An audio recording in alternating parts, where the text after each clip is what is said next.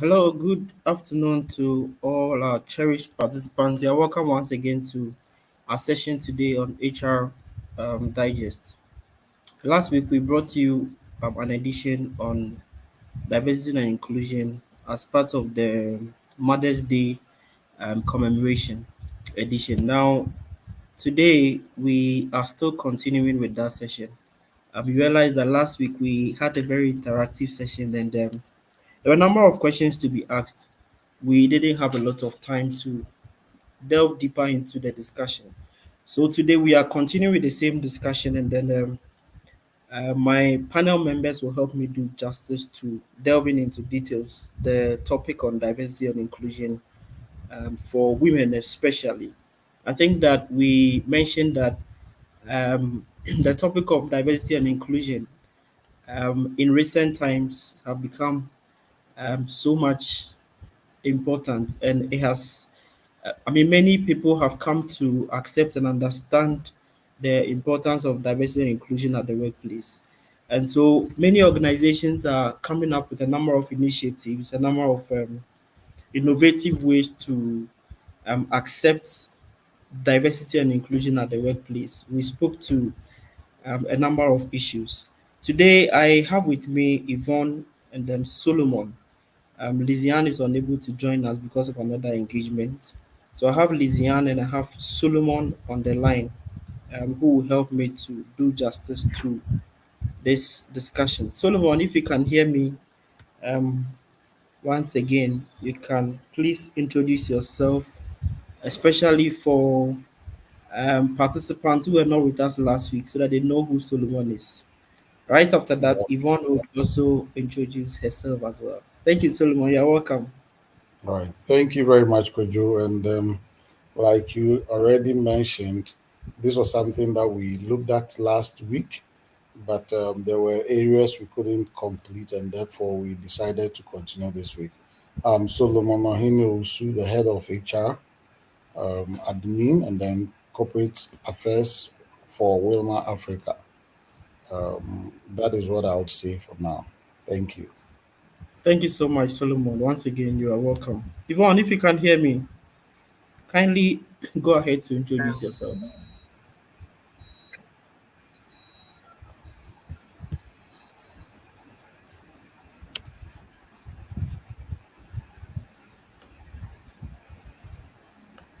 All right, so whilst Yvonne is trying to connect to the system, I want to quickly acknowledge our Hi, participants who are Kujo. Hi, connected. Solomon. Good. Hi, Hi. listeners. Yvonne, you are welcome. It's great. Thank you. It's great coming back here. And Yeah, I'm Yvonne Redu Akabli. I like to be called Ama Diepena, an HR practitioner, an enthusiast with workplace performance. Yeah. I love anything cooked with corn and also making work fun. Yeah. So that's me. I see. Yvonne, you are welcome once again. Thank you. All right, so let me acknowledge our cherished participants. Participants, wherever you are participating from, we want to acknowledge you. Thank you so much for joining in. We also want to thank CEDAT HR Consult for putting this together. In the course of our discussion, we would, especially if you are new to CEDAT HR Consult, we will do a little intro, some of the programs that are upcoming, and then you can be in line. Now, I don't know if Yvonne and Solomon, you saw a post in one of the HR platforms this week. It was about maternity leave. I want to read that post. This is a policy document for one organization, and it says that every female employee who has served the company for at least 12 months immediately shall be entitled to 8 weeks maternity leave on full basic pay. However, she shall not be entitled to pay maternity leave if at the time of her confinement she has two or more surviving children. An application for maternity leave shall be supported by a certificate from a registered medical practitioner or a government maternity hospital. Solo and Yvonne, I don't know if you heard me very well, but clearly this policy document is in violation of the Labour Act. Some of our participants are connected. Others saw it on the platform, and there were a number of engagements. What would you have to say to us about this maternity leave and what the Act talks about? All right. So, could you to take it? I just want clarification. Are you saying that this is a policy of a company, or it is an action that had been effected by a company? It's a policy of a company. So Okay. the person posted to ask clarification. This is what they've been practicing for some time now. He gets the opportunity to be a part of one of the platforms. So the person takes a snapshot of this to share just for Okay. clarity. Yes. All right. So, in the first place, I think it is it has to be in tandem with the Labor Act. So, our current Labor Act 2003 Act 651 stipulate what maternity is and what would encompass maternity leave or what would be deemed as maternity for an employee. So, if an organization decides to couch their maternity leave in this form, then it means that it is doing something not in line with the Labor Act. I know many at times employees may not have overview of the Labor Act to even understand some of these. But the maternity says that female workers will be entitled to 12 weeks, that's 84 days of maternity leave with full pay. And then payment, pregnant workers to provide medical certificate issued by a medical practitioner or midwife indicated the expected date of her confinement. So, if this is what the Labor Act says, then I believe that that would be the first premise for every organization to comply with the act. The only case I would want to believe is that as an a company or an organization that is looking out for your employer preposition brand or for the employees who are within your organization, you must well make sure that your maternity leave or your policy around this seeks to rather enhance what the Labor Act states or stipulates rather than making it the disadvantage to employees. So that is what I'll say. But to put it, I think if it is not in line with the Labor Act, then the company is not doing something right, and an employee can take them up if they should report such issues with the Labor Commission or at the Labor Office. Thank you so much, Solomon. Yvonne, I don't know if you saw that post. Yeah, and later we realized it was rather in tandem with the Singapore legal labor law, not Ghana. It was a Singapore thing. So just like Solomon has said, the Labor Act is more like the foundation, the minimum you can give that the nation is asking you to give. So the nation says for a woman who is pregnant, give her 12 weeks to rest after delivery. You can increase it. Some companies will give you 15 weeks after delivery, and then when you resume, you work for up to 3 for 6 months, up to 4 for another 6 months. And so more like 1 year, you are not closing on time. Okay. Just to give you that room to take care of the baby.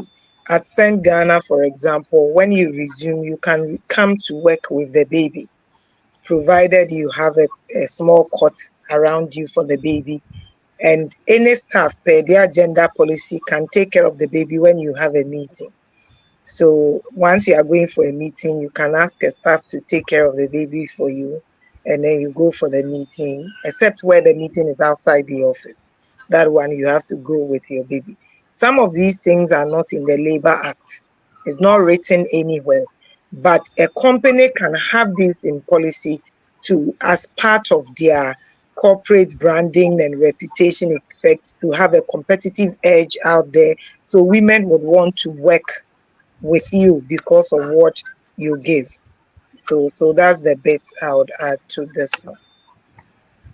Thank you so much, Yvonne. And then, still talking about maternity leave, there was another post referring to the amendment of the bill, the amendment bill of the Labor Act. It said that the final draft bill now includes extending maternity leave from 12 to at least 17 weeks, with a maximum of 26 weeks. Additionally, paternity leave will be introduced for the first time, providing men with a minimum of 2 weeks and a maximum of 4 weeks of leave, ensuring full remuneration and benefits during this time. I think it also sparked some discussion on the platform, and some said that that will be quite dangerous for young and upcoming women.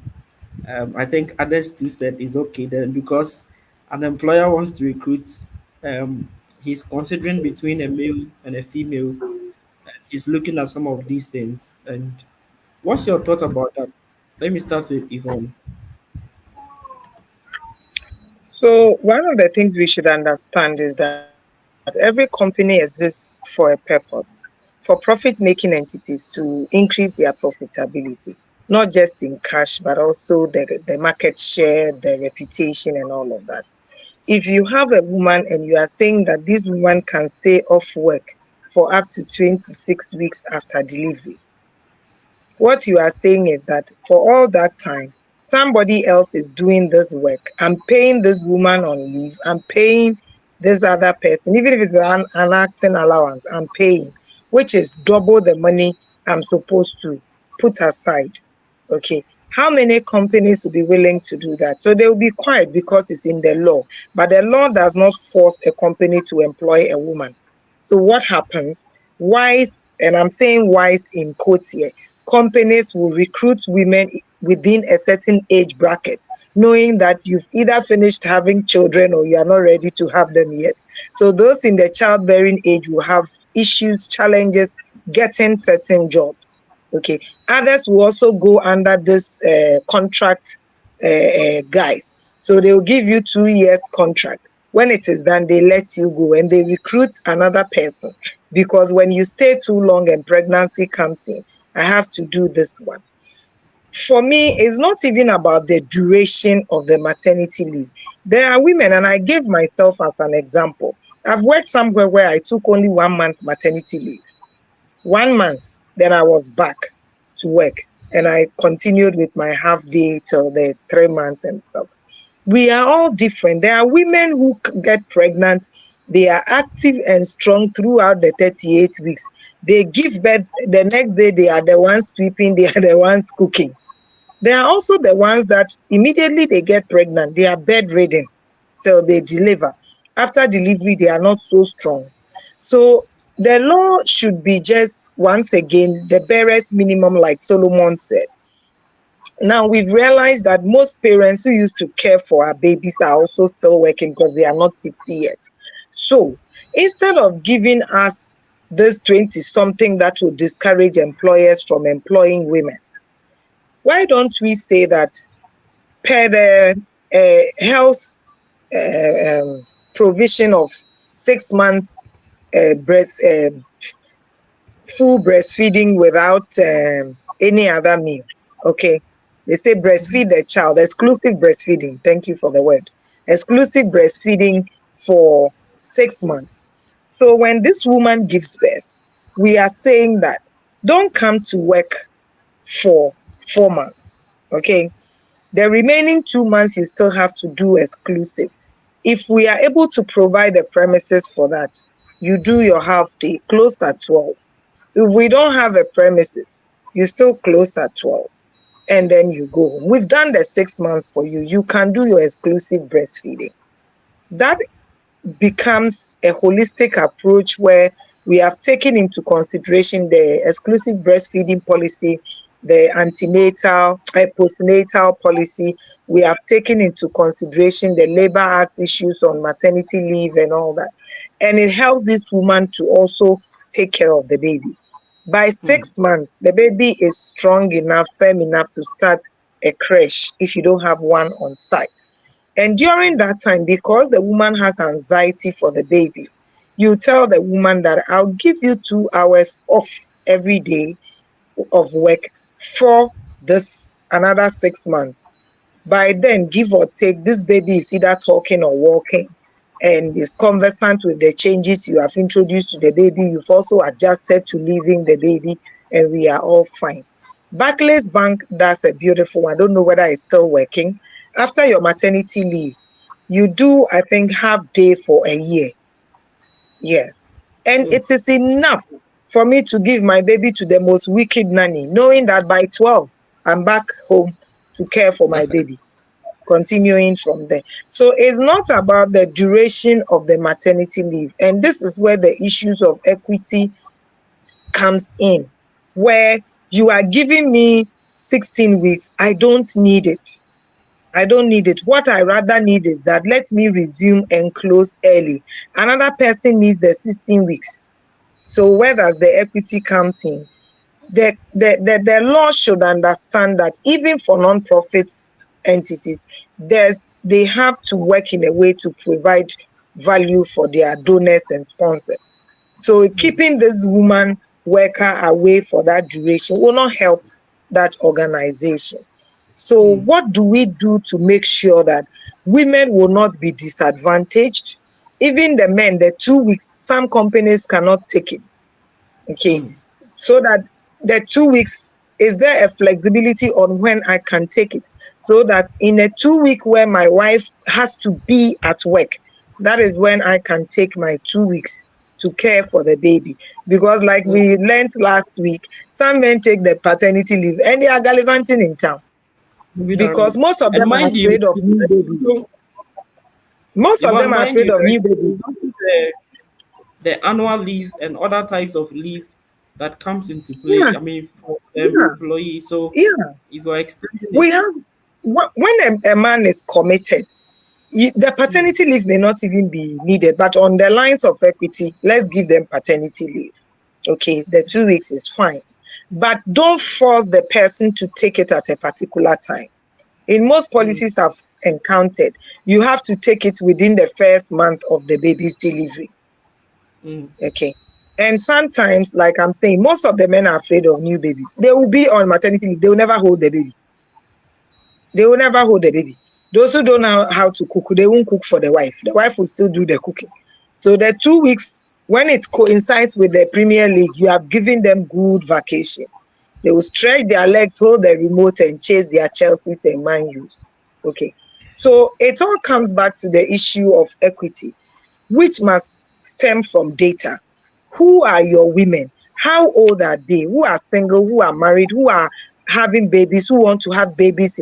How do they want their maternity leave to be? If you even have data, you have a certain trend to know those who fall sick throughout the pregnancy period, those who are not, and based on the percentage, you use the numbers to develop your probabilities and all those trend analysis. And based on that, you can even know that, okay, we can have 2 ways of addressing this maternity leave. Once you give birth, you decide which one you want to go under.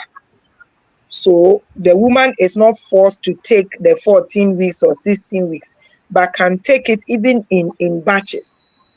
For example, based on the needs of a child. When your baby starts a new school, your child starts a new school, that 1 week you want to send the baby to school and pick the baby from school, but you don't have any days. What do you do? So the issue of equity and personalization must be looked at. And most of the time, the drafters of these laws are men, unfortunately. So they use their wives and mothers and sisters' issues they've encountered to draft it. But when you deal with the women themselves, they will let you know that typically it's not even the delivery. Does the law even take into consideration postpartum depression? It's not there. It's not there. So if you are not able to go to a hospital where the doctor can tell you that what you are going through is postpartum depression and give you days off, you are done for. And some people will say, you just want to be at home and rest. Meanwhile, that, especially for most women, the first pregnancies, they go through it without knowing. Okay. Is there a counseling service in the office for the 4 weeks before delivery to take the woman through some of these things? So you are prepared, you are ready to know that when this happens, this is what it is for you to know. Those are the nuances, the soft part of the law. And once again, I'm thankful for Solomon's words. The law should be just the basis. We can't push the law to go overboard. But as a company, based on the data you have, how can you build on what the law requires to give you that competitive edge, bring in the inclusion, diversity, and all the things you want to make your people enjoy working with you? Yeah. All right. Thank you so much, Yvonne. Solomon, I want to add something. Okay, so on my side, I would want to take it from business philosophy because, in as much as it would be for the law to indicate the maternity and all working conditions for employees, business philosophy and business their own goals would also influence certain policies that they draw or they put in place to enhance their employees' lives. So, for example, if you have an organization which sees women as promoters of maybe business goals and growth, they would want to do things also to take care of their women because they know that it would reflect in the bottom line.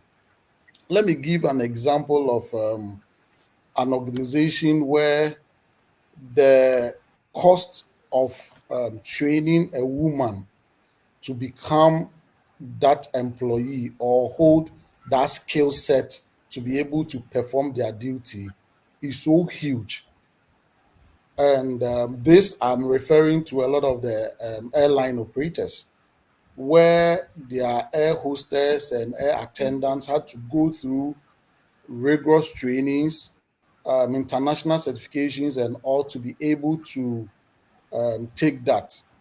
So, in that instance, they usually would bond people that in the course of this number of years of your employment, you cannot give birth or you cannot become a nursing mother. It then becomes a choice of the employee or the candidate to say that, okay, this is what you are saying and I comply with and all. So we should look at it from the point of view of the corporate goals, the philosophy of the business and all, in also drafting those policies. Now, to situate your question, yes, it is important for a business to the draft that you talked about. I wouldn't say that it is what it is because it's not been passed yet. I think it's still going through stages The to process. Yeah. parliament and all before it is done. And I also been privileged to some of this stakeholder engagement to see that indeed women have been very advocates of this policies, including even some men who feel that certain rights would have to be given to women to promote their work life balance in terms of taking care of the home. So, for all those proposals, I think yes, it is fine. But in as much as it is, one may also ask why so little for men? I feel that if there is a conscious effort to let people understand the need and the as the parliamentarians and lawmakers will say the the the the right influences of such a law and we put it out there, people would really understand why those privileges are being given and why they should use it. So, what I would say is that yes, the women maternity leave is being increased, paternity leave is being introduced. I, for example, had in one of my companies about 5 years ago having paternity leave. And like I mentioned last week during our presentation, I said that my current company, we have also pushed and we have paternity leave for men, even before this law comes. So these are all ways to make sure that one, the business in its own philosophy wants to achieve a certain goal and target, and how it wants to put it out there is how it will also help in attracting the right caliber of employees to your business and to help you in your competitive advantage. Let me also add to what Yvonne mentioned earlier on a situation where people are allowed to bring their kids home and all. I must add to it that in those instances, there are policies around it because there's also some level of liabilities on the part of the employer if anything's go wrong. So it is not, she mentioning it is not to make it look like, oh, you just bring your child in and that is all. But there are policies around it. And I know Yeah. some that create sort of a daycare center and have qualified people to take care of those babies in the absence of Mm. the mother, so that at least the mother knows that my child is safe in the care of whoever is taking care for them to also concentrate on their work. So that is what I would add to Yvonne's submission. All right, Solomon, thank you. Now, someone is talking about flexible working hours. If truly this bill is passed, do you think that there will be the use of flexible working hours at some point, because the employer is thinking that the time period is so long? Would that be an alternative to um, also help the employer at certain points during the maternity? Yvonne, that's someone's question. Yeah, yeah. That's why I'm saying that this whole issue, we shouldn't only count on the law. We shouldn't. Mm, Solomon has paternity leave at places he's worked. It's not yet in law, but he has it. Okay. mm, So you are on maternity leave. You are supposed to resume next week per our policy now. Okay. mm. But you realize that the person you had earmarked to go and pick the baby again, I cannot come. So you don't have anyone to care for the baby. Why can't you tell your office that due to this circumstance, I can't come to work, but at home, I can work? And then, per your work from home policy or flexible hours policy, your machine is brought to you, your daily or weekly deliverables are given to you, and then you work from home. Okay. And some companies are doing that now, those who don't have the crashes and daycares on their sites. When it's time to resume and your work can be done from home, of course, it's not for everybody. Some jobs cannot be done at home. If you are a teller in a bank, you can't say you want to work from home. Clients cannot come to your house for their money. But if you are a back office person, you can easily work from home. But it all depends on the company and the parameters they put in place. So these things, as HR practitioners, as businesses, we shouldn't always wait for the law. We shouldn't always wait for the law to be passed. The law is the guide. You don't have to go below what the law is requesting for. You can only go above and it. Okay. So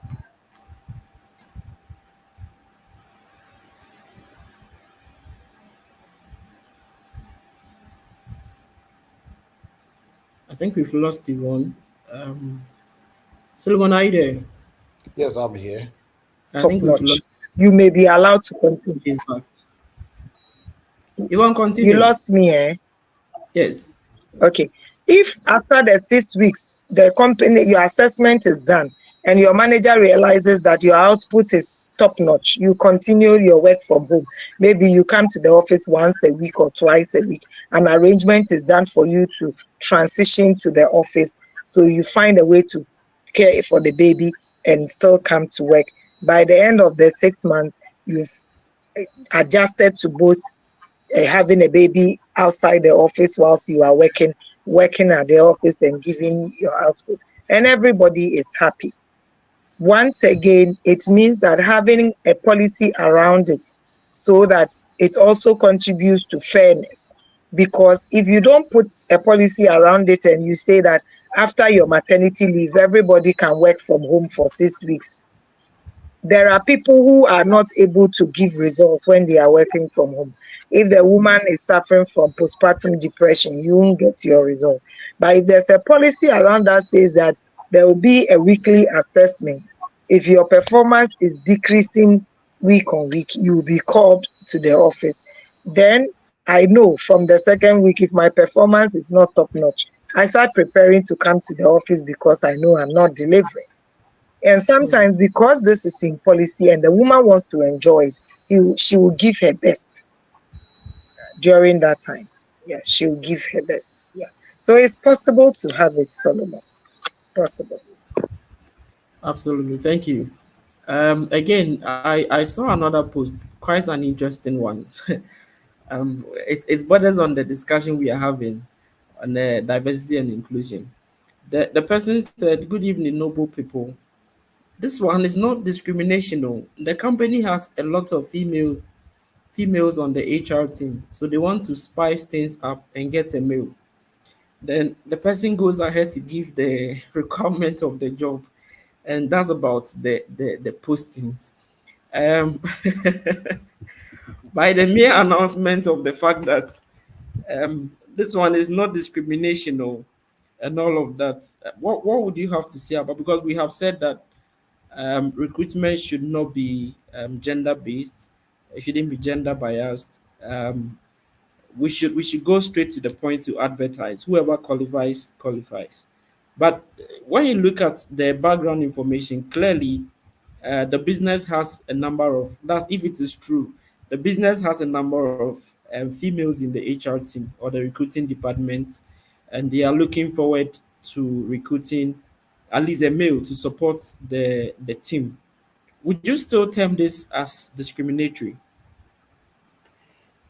There are some I adverts that comes and then you see male only and all of that. Yeah, Solomon. I think those equal employment opportunities are there, and we when it requires a specific reason to hire a particular gender, it must be spelled out clearly. Um, I don't think for the HR department to want to say that they want a male will be out of nothing, because it may also even be a part of the side of the employer to make sure that there is a gender balance within the organization. And it so happens that looking at areas or department that could bring in the numbers, they decide to have this. But then what I would say is whatever a business decides to do in terms of diversity, equity, and inclusion, it must be backed by data. It must be backed by data, because you cannot just get up and then say A, B, C, D. And then some of these things that could help in you getting to understand or the need for some of these initiatives or actions are to initiate surveys within the business to get feedback from employees on what is needed in terms of benefit, in terms of policies, in terms of even inclusion. I had said again that my organization currently has the drive to make sure that we have a lot of women in certain positions or areas that are male dominated. So it is clear in that sense that whenever I'm hiring and there is opportunity to give that woman the go ahead, yes, it could. But that is not to say that I'm looking out for mediocrity to just promote women. It is on the basis that the woman qualifies, and I have males in that department.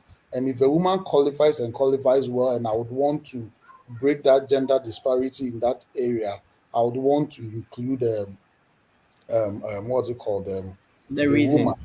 Yeah. On even global ESG, you realize that when we are sending our reports, a lot of the times women are marginalized, and this is globally. It's not even local. It's not linked to Ghana. Local. So when I bring it back to my organization, then I would have to make sure that at least the ratio of women to male is somehow a bit balanced, or there is the acknowledgement of improvement in those areas. And that is what I think every organization would have to do. First, make sure that indeed there are survey to back whatever you want to do, and then you do or develop your policies around that. If the organization has decided that, okay, women, we have a lot of women in the HR department, and therefore we would have to have a gentleman or a male, there must be a reason. Is it to say that, okay, for example, with all due respect, at the end of every month, there are natural causes for women at the end of every month. So, assuming that it happens, and I know some of the situations are very dire for women, and there aren't people there to support, this can also be a way to help. And again, for the remote working that you talked about, or initiative of making sure that there is on-site and then off-site work, it may also differ from department to department. And if in a particular department you will need a person to be present, then it will be difficult to say that you would want people to work remotely. Yeah. There are pros and cons to it, and I believe as a business, again, you should review your work scope for people. You should look at the various departments and what they do, and which areas you think that people can still deliver when they are home. So that is what I would say. All right. Sure. Thank you so much, Solomon. I have a question in the chat box. This borders around sick leave for a child. So the person, Ajua Boatin, is asking, say, hello, participants. Sorry, hello, panelists. Can the staff be granted sick leave upon presenting an excuse duty for his or her sick child? If not, how do the employer treat the days off recommended by the doctor to take care of the sick child?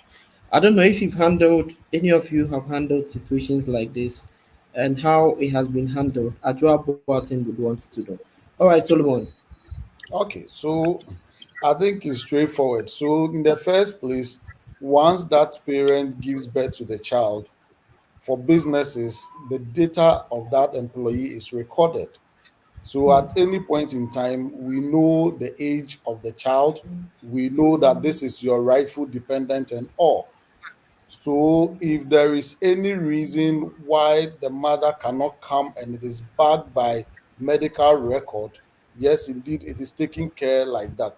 I can reference one of my companies years back, where we advised that the doctor should give the excuse duty to the woman and indicate on it that it is to cater for the baby or the child, because you also would realize that as businesses, when it comes to making business decisions on head count or human capital, these are some of the things a business would want to look at to make decision. So assuming there is an opportunity for, say, retrenchment, and I want to retrench my people, and I'm looking at employee data in their files, if I do not have clarity on the fact that the employee's days off was to cater for the child, I can add it up to, let's say, data that I'm collating on employees who often bring in sick leave or our Yeah. medical counts and all, and use it as a basis to say that, okay, this person should be retrenched outside of Hmm. performance and others. So this is what I think has to be done by businesses to make sure that, yes, indeed, the staff is taking this sick leave to cater for the child, and you must reference it from the child, the employee's file to see whether indeed that child is their biological or it's rating there as their dependent. So that is what I would say. Thank you. Yvonne, you want to add to that? Yeah, where you don't have a policy covering the sickness of a child, you can use it as the sick leave of the parent. For example, in most policies I've dealt with, there are 5 days sick leave every year for each staff. That does not cover any medical reports. You know, those days where you have running stomach, you want to check to be sure before you go to the hospital. So those 5 days you can take it and replace it for the staff, because he's using it to care for the child. Okay. But if you don't have a policy, this is a reality. Okay, it's a reality. If my 4-year-old child is on admission, I can't come to work. I cannot come. If you take it from my leave, you've also not been fair to me. So it is prudent that you have a policy around it. And those who have tuned in, Solomon has just mentioned that we have a policy. Reach out and let him give you some pointers to deal with it. Where I am now, we've done what Solomon mentioned. If it is for the child, the doctor indicates it on the sick leave form so that the parent is allowed to be away and then care for the child. But if that parent's work permits, and in fact, for my end, there is no woman in the department that cannot work from home. That's the depot. It's not a safe place to have a woman. So they are all men. So if one of those people come with the sick leave, definitely they have to be off. But other than that, any other person who brings a sick leave for a child, you will be given your laptop, your modem, whatever you access, so you can work from home or the hospital whilst caring for the child. The only thing is that your deliverables may be reduced, because intermittently when the doctor comes around, you have to care for the child, have to buy medicine, buy food, all those things. Yes. But provision is made for you to work from home during the time you are caring for the child, except for those people whose jobs cannot be done from home. They go on the sick leave proper. But where we notice that you've taken more than 20 days a year in the name of that sick leave for your child, we will let the child undergo a medical check, understand what is wrong with the child, because we pay the medicals as well. So if we notice it's something chronic, and then that one, we make a different room for that particular staff to care for the child. Some staff will decide not to consent for that medical. When you don't consent and you've exceeded the 20 days, anytime you bring sick leave, we'll take it from your annual leave. But where you consent and we notice it's something chronic and that the child will be once a while being on admission, then anytime the child is on admission, you get that time off to care for the child. And this is also because, like Solomon said, based on the company's philosophy, one of our values is that we care for people. We care for people. And on that premises, we have to give you that room to also care for your child. So that is my little answer on that one. All right, Yvonne, thank you. We will go on a quick commercial break. When we come back, we'll continue the discussion.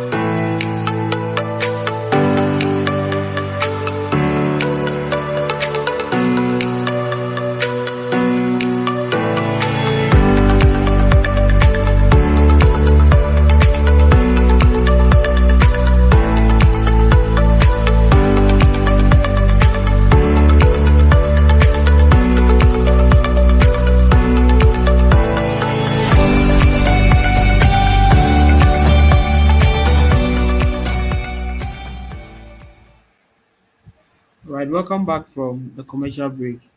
Let me take this opportunity to announce a few programs that are upcoming by CDAT Consult. So there is a program on using analytics to measure HR's contribution by CDAT HR Consult. That is happening from 26th to 28th June this year. You can contact CDAT HR Consult on 0244 to be a part of this training program. There is also another training program on practical Excel. That is happening from, in fact, there are two sessions. You can register um, for either of these sessions. The first session is happening on 25th May, this coming Saturday. And then the next session is on 1st June 2024. That will be the next Saturday. So please contact CDAT HR Consult. The number again is 0244 629245. And then there is an upcoming socialization, an engagement session that is being organized by HR, CDAT HR Consult. That is happening. It's a networking program. Is happening on Saturday 29th June. Saturday 29th June. It will be from 4 p.m. to 7 p.m.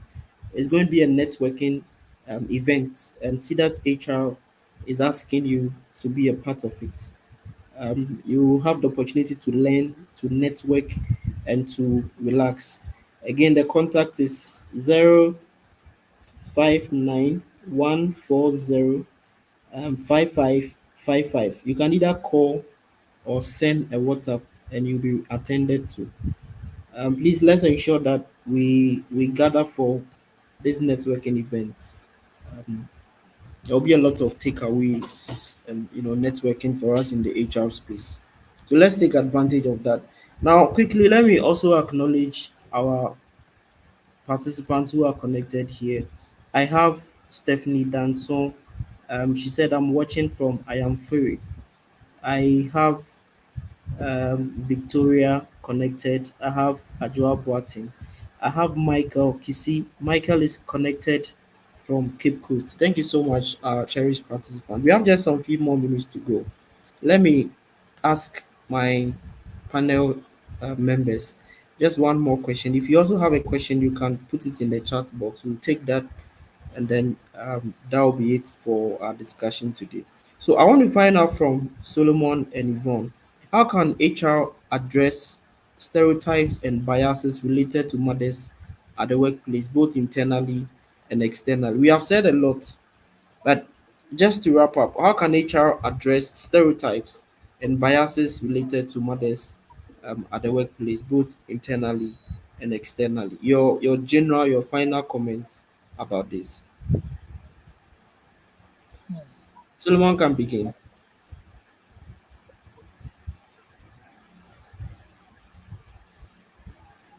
I think I think what should be is first and foremost a policy around this, and then also the effort by companies to um, include or be and show more women related initiatives that supports them.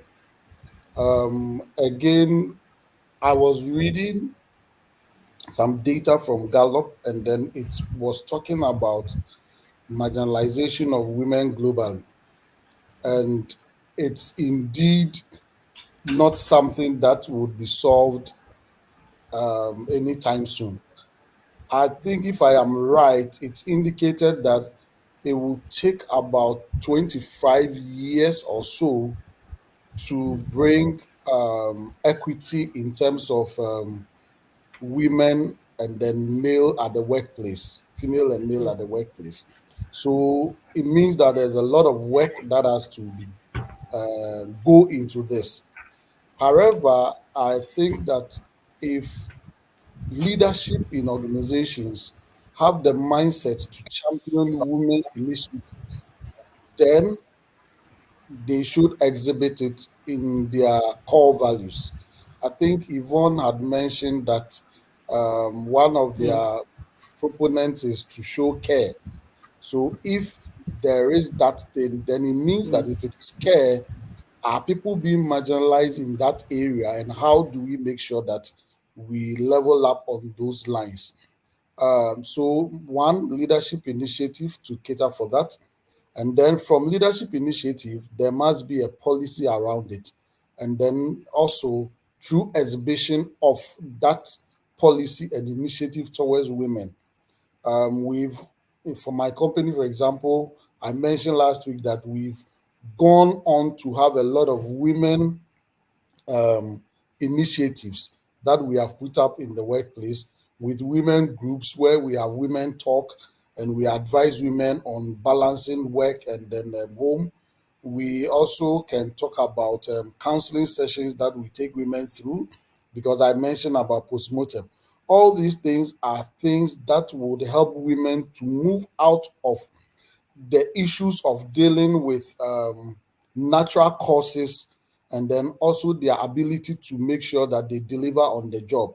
So I think these three things are the things that I will talk about in terms of one, leadership, having the willpower or the desire to make sure that they promote women and disengage in stereotyping, and then also building policies around it, and then putting in place real initiatives to make sure that women are brought to the table in terms of decision making.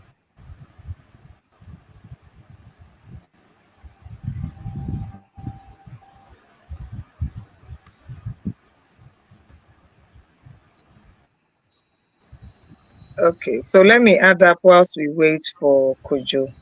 I would also add awareness creation from inside the business and outside. Most of the time, and this goes for a lot of the men, they are not aware that even before I start having children, there are things I go through, like menstrual cramps, hormonal imbalances that makes me angry for no reason, and all those things. And then even the unconscious biases. You want to enter the traffic and somebody is preventing you. Immediately you pass and you say, ah, it's a woman, that's why. Sorry, bless me. And all those things, awareness needs to be created. And from outside the company can make it one of their CSRs where you go to schools, not just the sex schools, the girls' schools, no, but all the secondary schools, JHSs, to talk to them about these things. Solomon says it to take 25 years, give or take, per the Gallup research. But we can start from somewhere. Don't concentrate on only your staff, but even those who would grow up to become your staff, take them through it, both men and women, to understand the reproductive and productive roles women have to play in the office and out of the office, and how to balance it and make them give off their best. The next one is leadership by example. Before I did a little research on my own and noticed that successful women you will find, 6 of them are single, like they are not married anymore, or they were never married, or something like that. And it tells you that it's difficult to combine marriage, children, and still be on the top. Those who are there like that, anytime you see them, please give them a thumbs up for me. Mhm. It's not It's- easy. So, yeah. yes. So those who have been able to do this, still married, having children, still successful at work, they should be given the opportunity to share some of their tricks and the way they've done it, the initiatives Solomon talked about. Don't go for people outside your business area. Those who are within, the directors, the women directors who have made it, how did they make it? So that these examples can equip our women to also rise up. And then also at mm, the same time, it tells the men what the husbands and brothers and sons of these successful women did to make them get up there. So they will also do it for the women in the office and in their lives to push them mm, up there. So the example, real life examples to be demonstrated at the office is also helpful. The third mm, one is training. Training. We need to train people. Now, some of mm, these women, I feel that we hold back a lot in the excuse of I'm a woman, I'm a mother, and then we give all sorts of excuses and we don't rise to the occasion. Yes, there are roadblocks, there are challenges, they are real. I'm not disputing it. But how do you overcome them? I started my MBA on the 2nd of August. I gave birth on the 1st of August. So I went to school. My baby was with my sister in the lobby. Break time, I'll come and breastfeed and go back. I had tied my stomach on top of my dress and I was in the classroom. Okay. Now, why did I decide to go through the course? Because at a point I felt that with this pregnancy and when we are going to start, I cannot do it. It took another woman, Dr. Annie, to tell me that, hey, if you hold on, you may miss this opportunity and it will never come again. Unless the doctor says there's a complication, go with the baby. You'll be amazed at the help you will get. Within my 2nd week, when my mates got to know I have a fresh baby, this one will bring me yogurt. This one will bring me roasted granules and corn so that I'll get more breast milk. Break time. This one will go and take the baby. Before I saw, people were giving excuses. I'm going to the washroom, not knowing they were going to hold my baby here for me.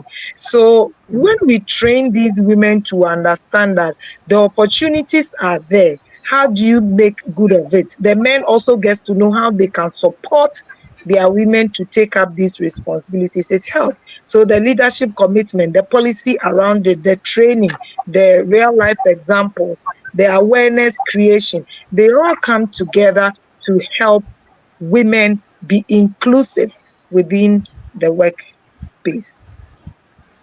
mm.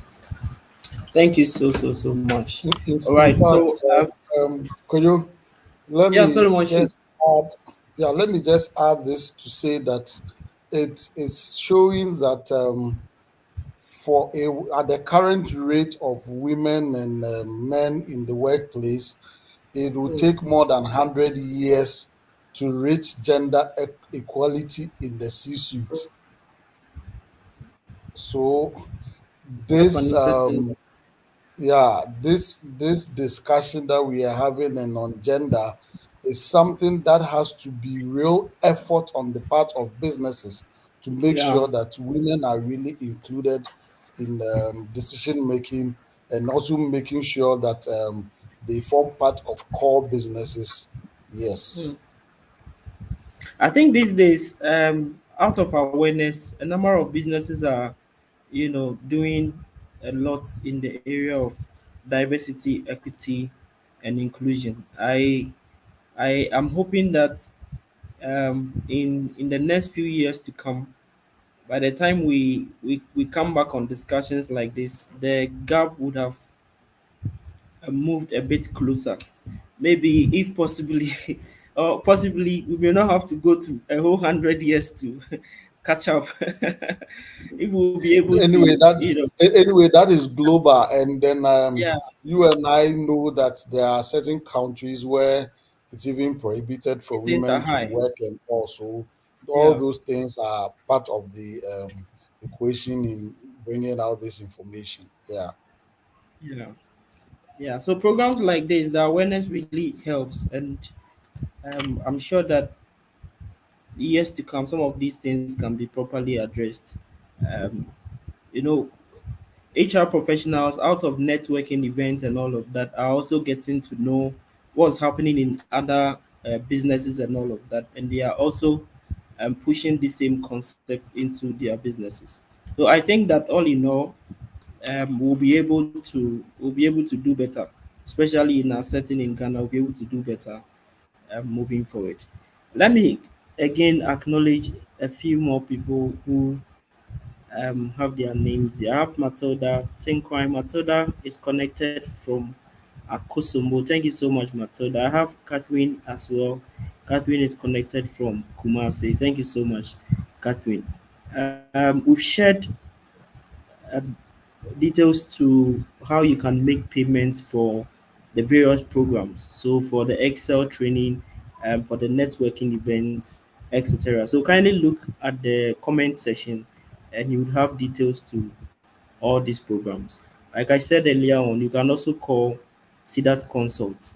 The telephone number has been shared in the chat box, and so you can always make reference to that. We want to thank you so much for connecting again, for joining this discussion. Thank you so much, CDAT Consult, for putting this together. I also want to thank my panelists. Solomon, thank you so much for taking some time to share your experience, your insights on this discussion. Again, Yvonne, thank you very much. You are a mother. On a weekend like this, I'm very sure that aside all that you need to do, you have to be taking care of the home and all of that, but still, you have taken some time to be a part of this discussion. Thank you so, so, so much. And then our audience, thank you. The crew, see that's HR Digest crew for assisting us with ICT, logistics, and all of that. Thank you so much. So until we meet again, it is bye bye for now. Thank you very much and have a good evening. Bye bye. Thank you too. Bye.